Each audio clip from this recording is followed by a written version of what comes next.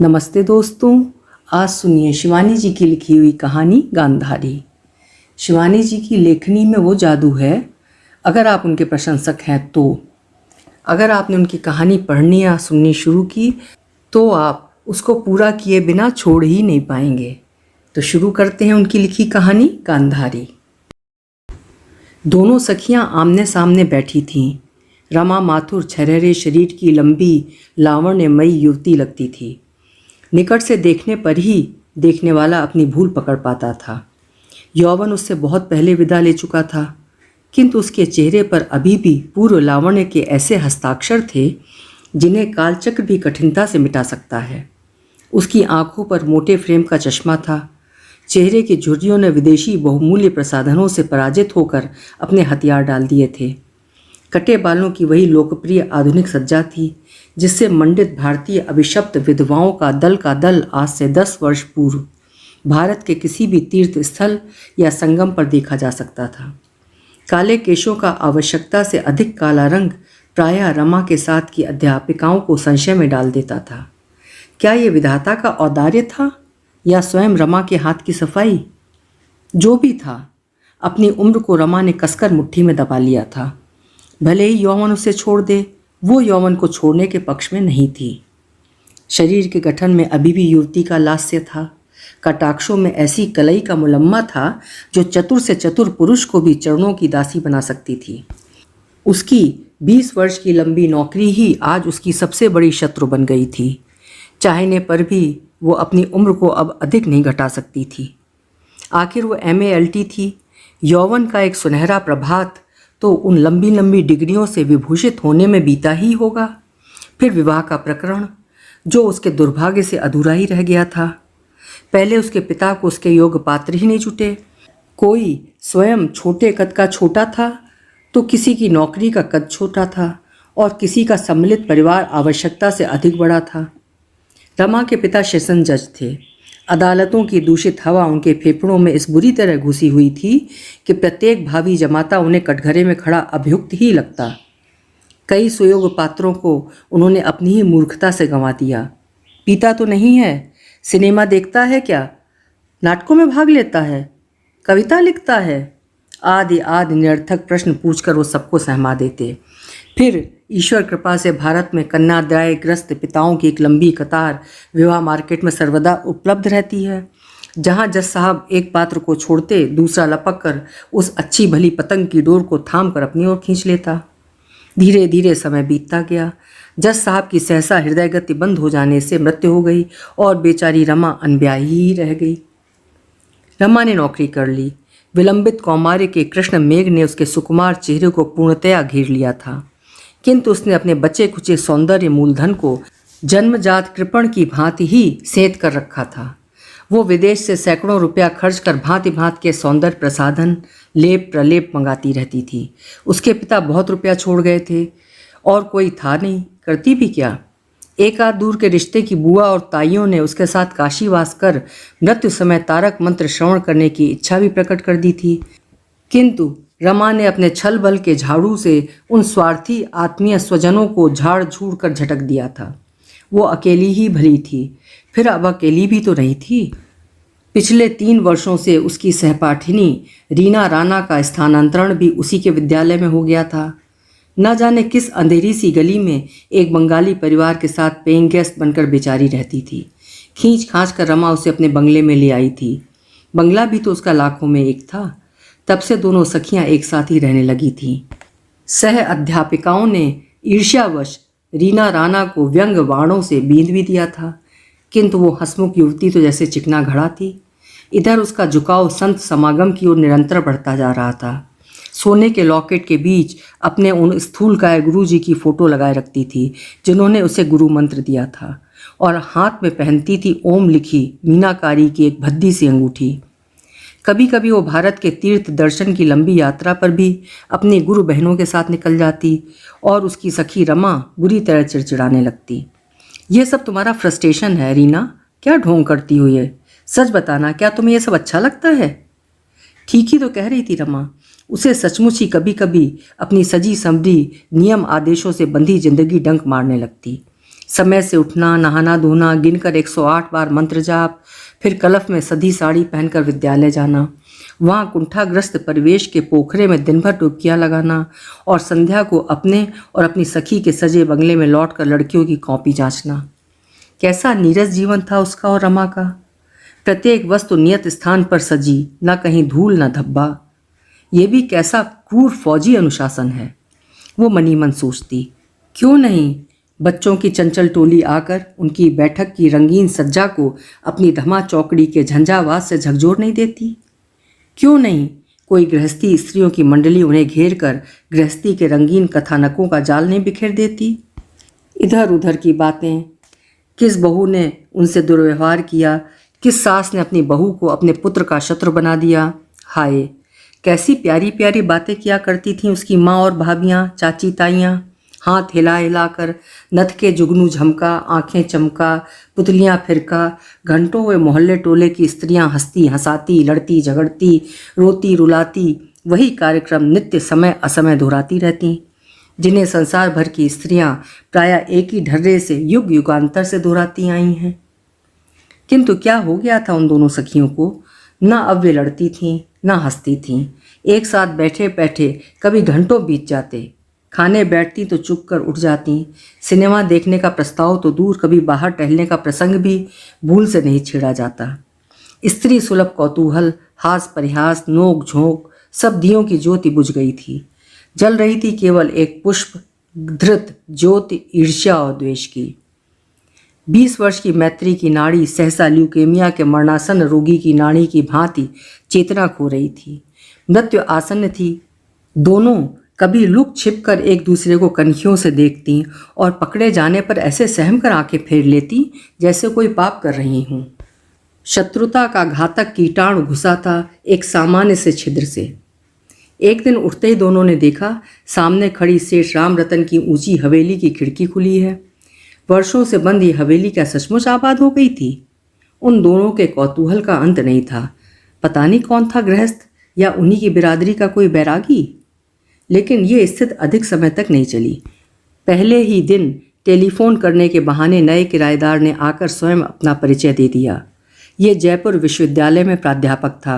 विदेश से लौटने के पश्चात भारत के विभिन्न विश्वविद्यालयों को अपने चंचल चरणों की पावन धूलि से पवित्र करता हुआ वो कुछ दिनों से जयपुर में था। यहाँ विश्वविद्यालय की मौखिक परीक्षा लेने आया हूँ। गृहस्थी मेरी है नहीं, स्वच्छंद पक्षी की उड़ान है। मिस माथुर, क्षमा कीजिएगा, आपका नाम मैंने नेम प्लेट पर पढ़ लिया था। वो निर्लज्जता से हंसा तो रमा के जी में आया उसकी बत्तीसी भीतर कर दे। पुरुष उसे स्वभाव से ही प्रिय थे, किंतु उस करदे व्यक्ति की कैंची सी चलती जिह्वा उसे रुचि नहीं। यदि बिना बोले केवल टेलीफोन कर क्षमा मांग वो दबे पांव चला जाता, तब वो उसे सिर आंखों पर बैठाती, पर वो तो बिना बुलाए ही मेहमान बना घुस आया।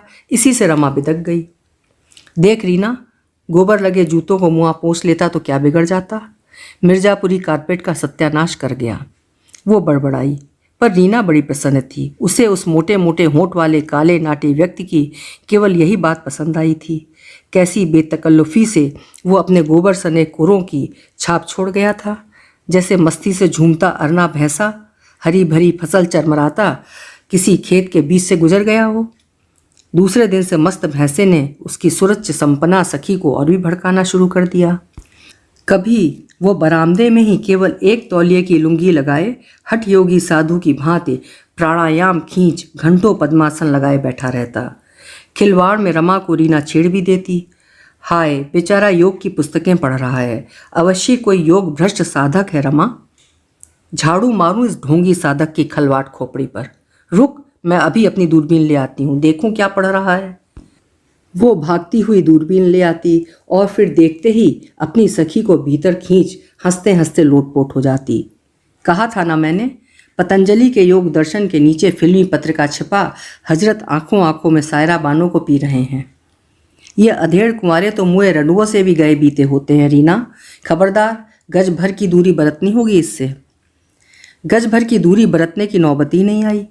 योग दर्शन के अत्यधिक सेवन से बेचारे प्राध्यापक को स्वयं ही अपच हो गया। एक दिन दोनों सखियां उठी तो सेठ जी की हवेली के द्वार पर वही पुराना जंग लगा ताला लटक रहा था।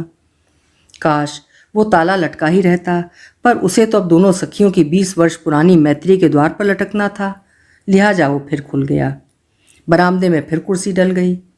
रीना, रीना, भाग कर आ, लगता है साधक जी फिर आ गए। देखती नहीं उसी की कुर्सी है। रमा बच्ची सी किलक उठी। सहसा दोनों की बोलती एक साथ बंद हो गई। एक सौम्य आकृति का लंबा चौड़ा युवक उनकी ओर पीठ करके बैठ गया और अपने नाखून काटने लगा। रीना ने अपने गुरुदेव की फोटो का लॉकेट दांतों में दबा लिया। उत्तेजित होने पर वो प्रायः ही ऐसा किया करती थी। रमा सखी का कंधा पकड़कर झुक गई। हाय, कितना हैंडसम है, कैसे लहरदार चिकने बाल हैं, ठुड्डी में डिंपल देखा। सचमुच ही उस सुदर्शन युवक का गौरवर्ण किसी विदेशी आयरिश की सी लालिमा से रंजित था। वो एक के बाद एक सिगरेट फूंकता बिना उन दो सखियों की ओर देखे धूप का प्रचुर सेवन कर रहा था। शायद वो नारी हृदय का मजा जौहरी था और ये भली भांति जानता था कि एक बार भी मुड़कर देख लेने पर वो अपना समस्त आकर्षण गंवा बैठेगा। नारी को पुरुष की उदासीनता ही अधिक बांधती है। फिर तो दोनों सखियां लुक छिप कर उसे ही देखने लगीं। 3 ही दिन में दोनों प्रौढ़ा सखियों की आयु के 10-10 वर्ष स्वयं उनकी काल्पनिक गणना ने घटकर पुराना योगफल मिटा दिया। जीवन की काली स्लेट पर फिर यौवन के जादुई अंक लिखे जाने लगे। पहले दोनों बिना एक दूसरे की राय लिए कपड़ा भी नहीं पहनती थीं। अब चुपके चुपके दोनों नई नई शोलापुरी साड़ियाँ खरीद लाईं। एक ने जूड़ा खोलकर 2 चुटियाँ लटका लीं, दूसरी ने ओम लिखी अंगूठी उतार दी। एक ने चोटी में गुलाब लगाकर आंखों ही आंखों में पैतरा बदल लिया, तो दूसरी ने अकारण ही बरामदे के सारे काल्पनिक मकड़ी के जाले झाड़ कर रख दिए। एक आध बार शायद जानबूझकर ही 2-3 निर्दोष गमले भी गिराए गए। फिर अचानक दोनों सखियों से नहीं रहा गया। एक ही नदी की बिछुड़ी बट गई 2 धाराओं की भांति दोनों फिर मिलकर एक हो गईं। क्यों ना मिलजुल कर ही मोर्चा बांधा जाए। हाय रीना, तूने बेकारी गमला तोड़कर रख दिया, रमा ने हंसकर कहा। हट, मैंने कहा तोड़ा, कह रीना ने षोडशी कुमारी की भांति हंसी की फुलझड़ी छोड़ी। क्या कर रहा है ये उजबक, रमा सखी के कान के पास मुंह ले जाकर फुसफुसाई। राम जाने, जा अपनी दूरबीन लिया। 3 गमले फोड़कर भी रीना हथियार डालने को तैयार नहीं थी। देख रीना, क्या बढ़िया स्वेटर पहने हैं, क्या पता बीबी ने बुना हो, रीना ने हंसकर कहा। मन ही मन उसे 3 दिन के सामान्य से परिचित सुदर्शन युवक के प्रति अपनी सखी का आकर्षित होना कुछ अच्छा नहीं लग रहा था। यह भी ठीक था कि वो स्वयं बेबस सी उसी आकर्षण की डोर से खींची जा रही थी। बीवी, रमा ने अविश्वास के साथ हाथ की दूरबीन मेज पर पटक दी। हाँ री हाँ, तू क्या सोचती है वो अभी तक उस मूर्ख योगी की भांति हमारे लिए कुंवारा बैठा होगा? कम से कम 30 का तो होगा ही। गौर से देखती क्यों नहीं, धूप का चश्मा लगाए है, नहीं तो मैं पुरुष की आंखों को देख चट उसकी उम्र पकड़ लेती हूँ। पर क्या गजब की पर्सनालिटी है रमा, देखकर भूख भागती है। अवश्य ही ये पुलिस या फौज में होगा। हमारे विभाग में तो ईश्वर ने छांट छांट कर कामदेव बैठाए हैं। रीना ने अपने निर्णय के मौखिक समर्थन के लिए सहेली को उकसाया। रमा के दिल में रीना के द्वेष की छुरी घप से बहुत भीतर तक धंस गई थी। हाय हाय, वो तो मन ही मन अपना स्वयंवर रचा इस अदृश्य मूर्ति के गले में माला डाल संयुक्ता बनी उसके काल्पनिक अश्व पर आरूढ़ा हवा में सरपट उड़ी जा रही थी कि रीना ने अचानक लगाम खींचकर भूमि पर लुढ़का दिया। चल रमा, भीतर चलें, हम दोनों अपने इस बरामदे के नीचे भी कूदेंगी, तब भी शायद ये हजरत टस से मस्त नहीं होंगे। नहीं रीना, आज चाय भी यहीं पी लें, देखें कब तक नहीं देखता। रमा ने आंचल कमर में खोस ताली बजा विदेशी मेमों के से आरोह अवरोह युक्त स्वर में नौकर को पुकारा। मंगू, मंगू। फिर प्रखरा मुखरा सखी द्वय ने आवश्यकता से कुछ अधिक ऊंचे स्वर में चाय के साथ खाने के सामान का आदेश दिया। देखो मंगू, 4 फ्राई, पॉरेज, टोस्ट और मक्खन की 2 बट्टियाँ। मंगू ने मूर्खतापूर्ण प्रश्न पूछा तो 40 वर्ष की दोनों बेबियां झल्ला उठीं। अरे हाँ, कह तो दिया।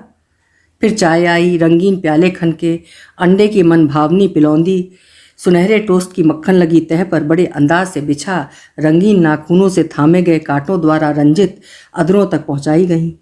कई बार चम्मचें गिरीं, फिर कांटे। अपनी धूर्त चाल और सूझबूझ पर दोनों खिलखिलाकर हंसी, पर 5 गज की दूरी पर बैठा अपने व्यक्तित्व की एक ही गोली से एक साथ 2 चिड़िया गिराने वाला वो अद्भुत निशानेबाज कानों में शायद रुई के पूरे 2 बंडल खोसे बैठा था। अचानक वो हिला। दोनों सखियों की हृदय गति एक साथ बंद होने लगी। अब देखिएगा, शायद ना चाहने पर भी रीना के मुंह से निकल गया। वो गुरुदेव सहित पूरा लॉकेट सुपारी की भांति कुतर रही थी। कभी नहीं, रमा ने पसीना पोंछकर कहा। अगर देख लिया तो? रीना ने पूछा। तो जा, तुझे ही दे दूंगी तेरा, समझी? नहीं तो मेरा। रंजू रंजू उसने पुकारा तो दोनों कांप गईं।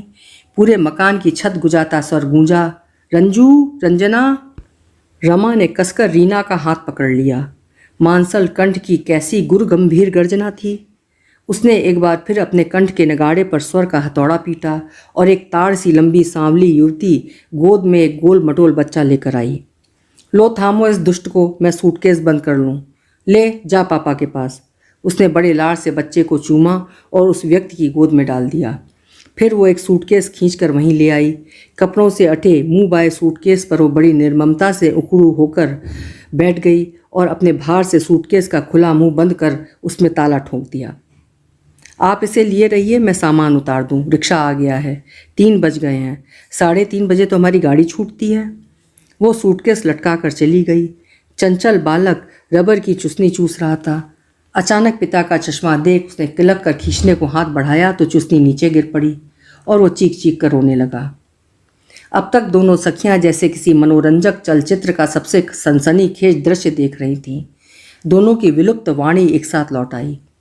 कितनी बदसूरत पत्नी है, पर कितना सुंदर बालक। रीना ने एक लंबी सांस खींचकर कहा।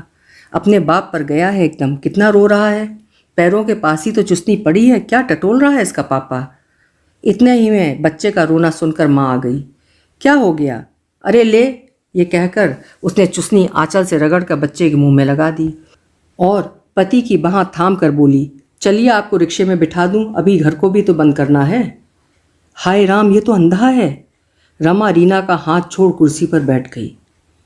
वो युवती पति को रिक्शे पर बैठाकर बरामदे का द्वार बंद करने आई तो सहसा उसकी आंखें सामने खड़ी दोनों सखियों से चार हो गई। नमस्कार, उसने हंसकर कहा।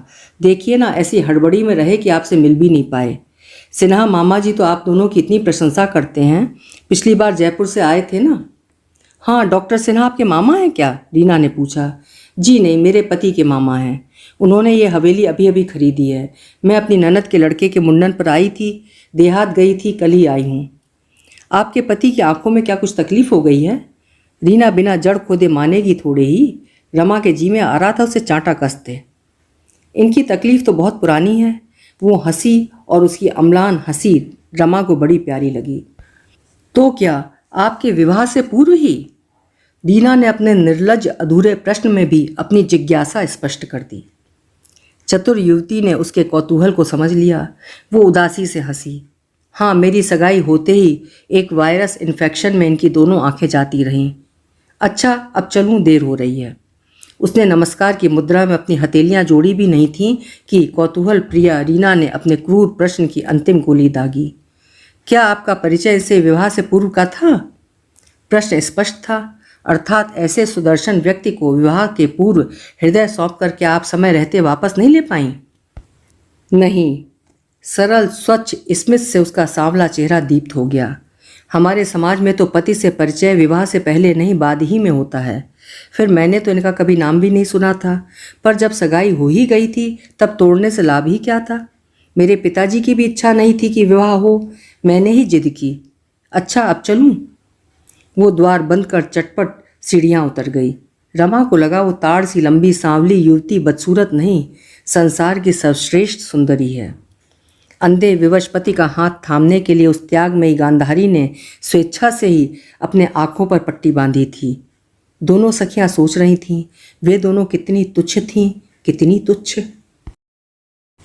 अभी आप सुन रहे थे शिवानी जी की लिखी हुई कहानी गांधारी। कहानी आपको कैसी लगी मुझे ज़रूर बताइएगा। फिर मिलेंगे किसी अच्छी सी कहानी के साथ। आपका समय शुभ हो, मंगलमय हो।